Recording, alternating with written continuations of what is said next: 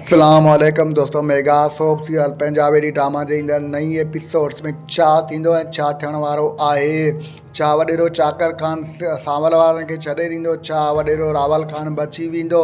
इन सॼी तफ़सीलात ॼाणण खां पहिरियां महिरबानी करे जेकॾहिं तव्हां असांजे चैनल ते नवां आहियो त दोस्तों महिरबानी करे असां हर वीडियो में चवंदा आहियूं महिरबानी करे असांजे चैनल खे सब्सक्राइब करे घंटी जे बटन ते प्रेस करे नोटिफिकेशन ते ऑल करे छॾींदा जी हर ईंदड़ नई नोटिफिकेशन सभ खां पहिरियां अवां ॿाहिरनि ताईं वक़्तनि पहुची सघे ऐं कमेंट सेक्शन में पंहिंजो क़ीमती राय ॾियणु न विसारींदा। दोस्तों हाणे हलूं था पंहिंजी मेन ॻाल्हि ॿोल तरफ़। जीअं त मेगा सोप सीरियल पंजाबी जे ईंदड़ नई एपिसोड्स में तव्हां ॾिसंदो त वॾेरो चाकर ख़ान सावल ख़ान खे छॾे ॾींदो, हुनखे पहिरियां सज़ा ॾींदो, पोइ हुनखे छॾे ॾींदो। ॿिए तरफ़ तव्हां ॾिसंदो त वॾेरो रावल ख़ान बची वेंदो ऐं ईंदड़ एपिसोड में तमामु घणो मज़ो थींदो।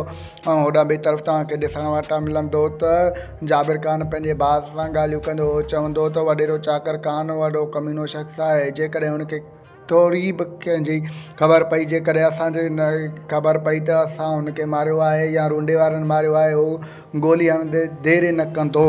दोस्तों हीउ ड्रामो ईंदड़ एपिसोड में तमामु घणो मज़ो थींदो, हिन में तमामु घणो मज़ो थींदो ऐं तव्हां गुज़िरियल किस्तुनि में बि ॾिठो आहे त ख़ूबसूरत सीन ऐं तमामु घणो एक्शन आहे। हीउ ड्रामा ज़हर ज़िंदगी ऐं तकरार खे बि कटे वेंदो। पापनगर ते हिन जे अॻियां कुझु बि न आहे। दोस्तों असांजो रिपोर्ट तव्हांखे कीअं लॻो? जेकॾहिं पसंदि आयो हुजे त महिरबानी करे असांजे चैनल खे सब्सक्राइब करे घंटी जे बटन ते प्रेस करे नोटिफिकेशन ते ऑल करे छॾींदा। ॾींदा असांखे इजाज़त, रखंदा पंहिंजो ख़्यालु। अल्लाह हाफ़िज़।